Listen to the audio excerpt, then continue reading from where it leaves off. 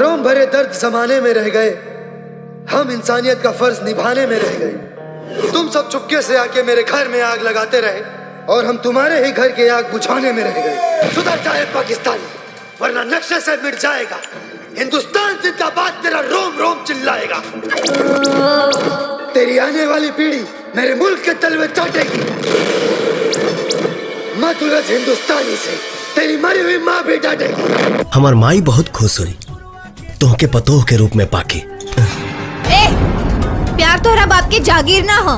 तोहरा माई के पतो बनावे के इतना शौक बा तो जाके अपना जैसन अनपढ़ गवार लेके के मेहरारू बना लो। तू भी खुश रहो और तोहर माई भी। एकरा आगे एक शब्द भी बोल ले तय अपन चेहरा ना पहचान पाइबे। तो के भुला तो नहीं सकत, कहे कि प्यार करीला। जब तक ते खुद चल के ना आईबे तब तक तोरा के हम पलट के भी देखनी। तब मर्द के पैदाइश ना।